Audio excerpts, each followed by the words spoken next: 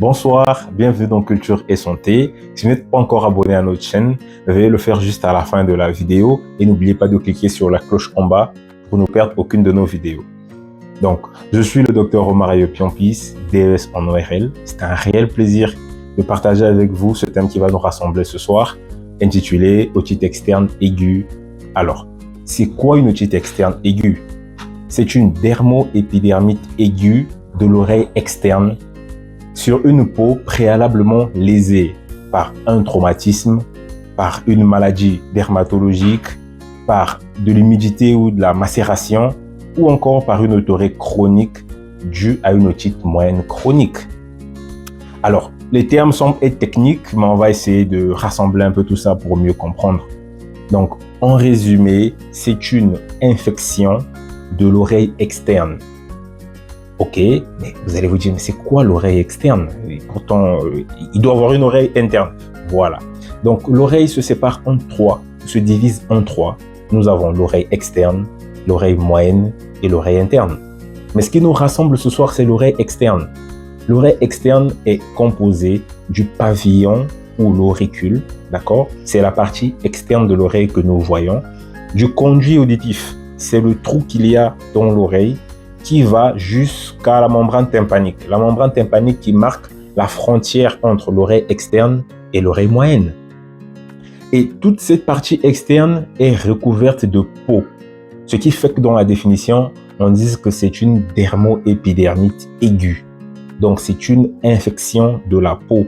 Et on a même précisé que c'est préalablement lésé. D'accord? Voilà. Donc là, nous avons une idée déjà de ce que c'est que l'oreille externe. Ok? Alors, les macérations, les traumatismes, les maladies dermatologiques, de l'humidité ou de l'otorrhée. Ah, ok, on a parlé de l'otorrhée.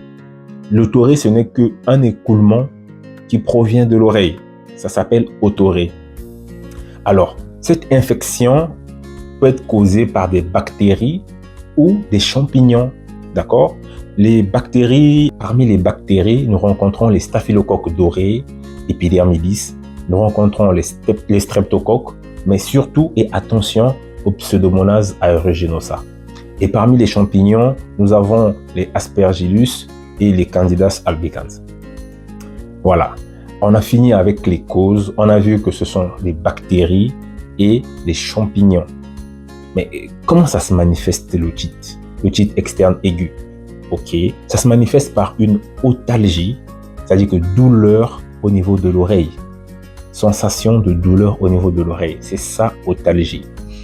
Ok, ça peut être accompagné de prurite ou démangeaisons. Vous sentez que l'oreille gratte.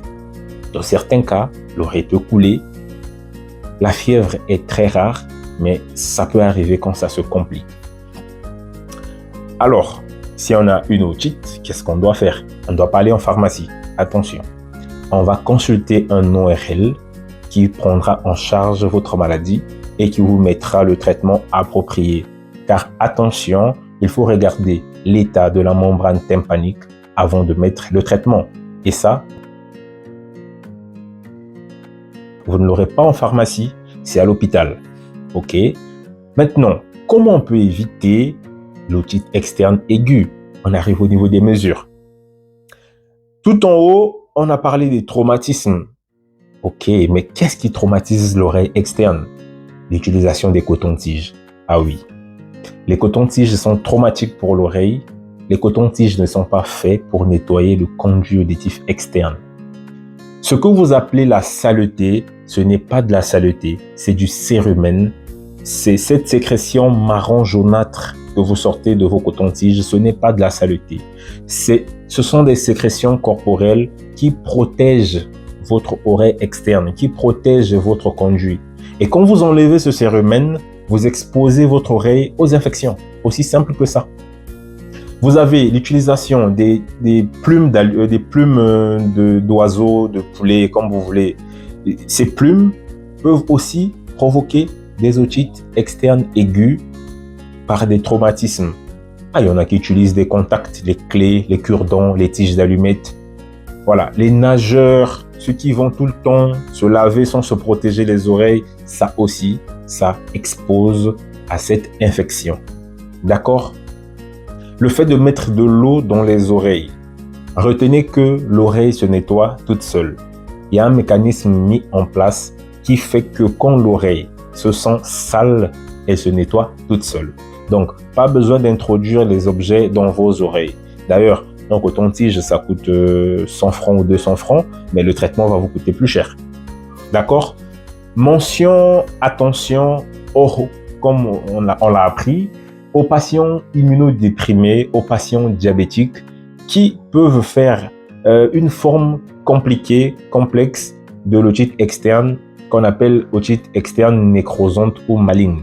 Chez eux, c'est un peu plus compliqué. Donc, les chers diabétiques, veillez toujours à contrôler votre glycémie, ok, et évitez de mettre tout et n'importe quoi dans vos oreilles. Merci pour votre attention et à la prochaine.